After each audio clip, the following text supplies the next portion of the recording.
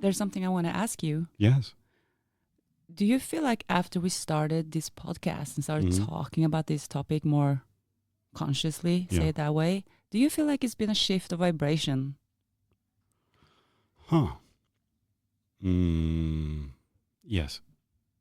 Yeah, Yes, me too. Yes. But Yes. please tell me, how do you... First, because I think that we end up being what we sustain, and it's kind of funny, but with all the listeners that we have from the podcast and people asking questions and all that, is making us stay more in the topic. Mm-hmm.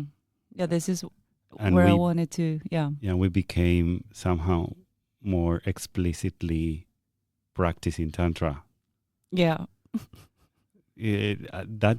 That's weird. We didn't speak about this before, but I think that there is a shift in the vibration.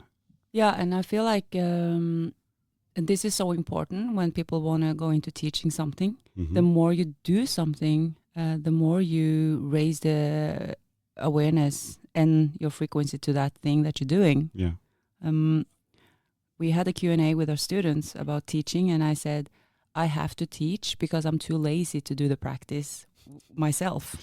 That is a beautiful revelation, because usually people say that teachers should be practicing themselves every day, and I know that some people do, but I'm not saying it's wrong though. I'm saying for me to do certain practices every day is just not in my nature. So I know that if I teach something, or if I work with it, or like this, we are working more around these topics now with Tantra and yoga and meditation. I'm the kind of person who, if I like something, I have to do it as a part of my living. If not, I will not find time for it. That's how I am. But isn't I am thinking that there are things that only happen in connection, right? Mm-hmm. That, for example, the deepest tantric feeling of being part of something bigger happens when you are in connection with another person, and that usually doesn't happen if you are isolated by yourself. This is why tantric practices are in two, most of them. So the more we talk about this and the more we guide people into the practices, we solidify that, because we have like a group of people that practice with us or that ask questions about this. It's like, of course it will affect the energy we are in. It's impossible not to. And it's been such a great feeling, because this is a part of me that I wanted to do more of, and instead of just having time to practice with my partner or teacher and now I feel like it's getting more and more integrated in my life. Yes. And it affects me in a way that it's not only when I get messages like, oh, this is really inspiring, and it has changed the way I think about gratitude or intuition, but it has changed me too. And because of this being this podcast is actually nothing. It's not even what I call work. We don't make any money on it. We haven't even promoted. We don't do anything. It's just for us. But the value that it gives me in my daily life, it's priceless. For me too. It's one of my favorite projects ever, because I feel I am somehow practicing. Yeah. And also what I had been telling one of our listeners is, actually you are already learning about Tantra. You are already getting into this path. And you don't realize, because maybe you don't know other listeners, or we don't know each other face to face, but you're already connected with us.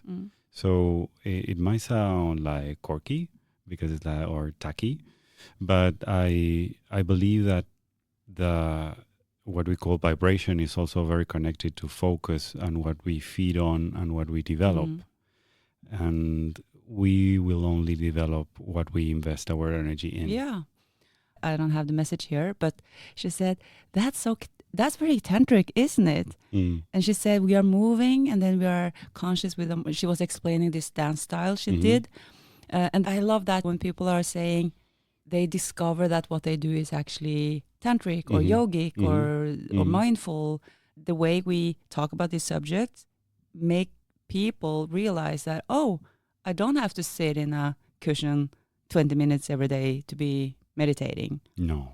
The way they describe it, it resonates with me, and then they can appreciate what they do in a Mhm. state or in a happy state and be a little bit more happy and Yeah. satisfied with themselves. Yes. That is also a very good feeling.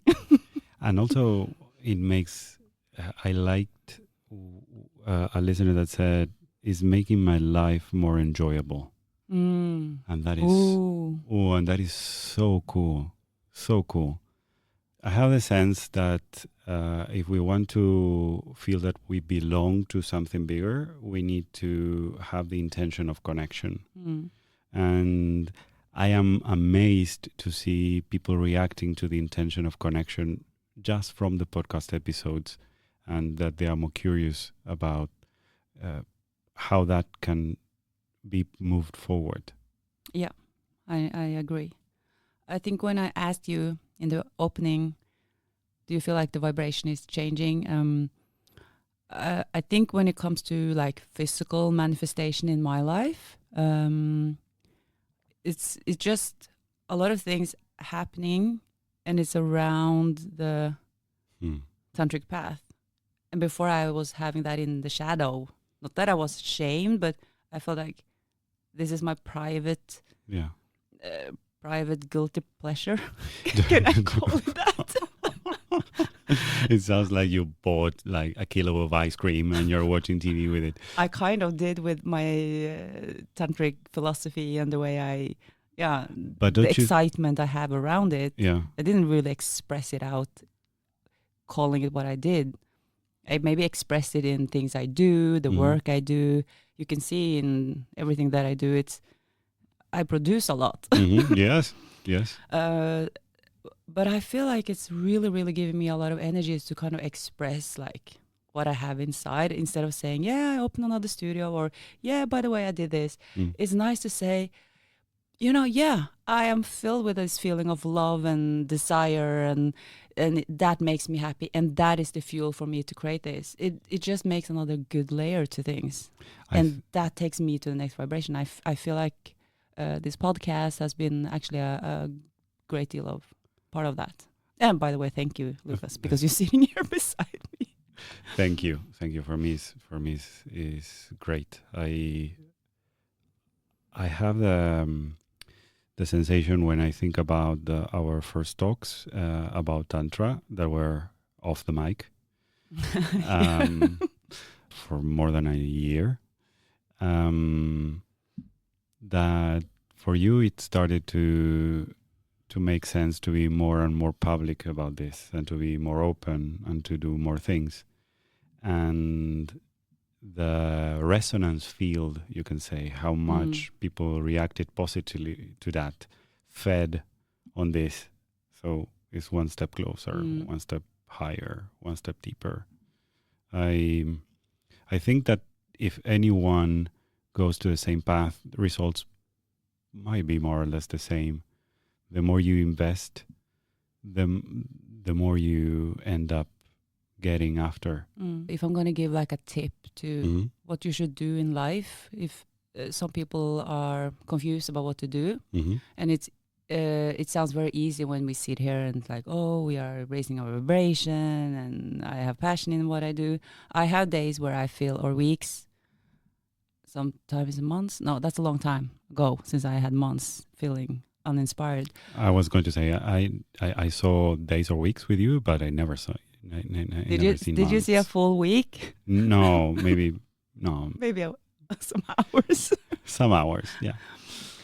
I think when you go into this path, you learn how to tune into the frequency of love. Mm. And some people ask me, or if they want to create something or manifest something, they think they have to take very much action towards the result. Mm-hmm. Just trust that if you do something that are really inspiring, you are taking it with inspired action instead of fear, or I have to create this or make this, and then you have set the goal. But try maybe pick a few small things to begin with and do things just because you feel really good about it. Yes. And then you will see that the more you do of that good thing, it will expand. Like when we talk about this podcast, we do that, and then that field gets bigger. And when that field gets bigger, it pushes out negative things. Not everything, but it's less space for things that you don't want to do. Like now I have decided to clean out a few projects, actually businesses that I have, because this field is growing. So it takes up the space for the things that doesn't serve me that much. Yes. I see that. I would say that in the evidence-based neuroscience, your brain can hold only So a certain amount, so much. So when you do things that move you forward, that structure you, that create habits, that are connected with gratitude, with love, the other things don't have room in your life. And I feel that this is what this podcast is also giving me, like an extra focus when we need to think what we are going to talk with the listeners, when we read the messages, when we encourage people to discover histories or books or videos, or everything is creating some space in those 24 hours. So at one point, some things, the fear, the doubt, the selfishness, they kicked out. They kicked out. They get kicked out. It's like, no room for you. Yeah, I'm going to say it even more clear for everyone. If you sit there and you feel like you have issues or some kind of uncomfortable situation in your life, what we tend to do is to focus too much on that, to solve that.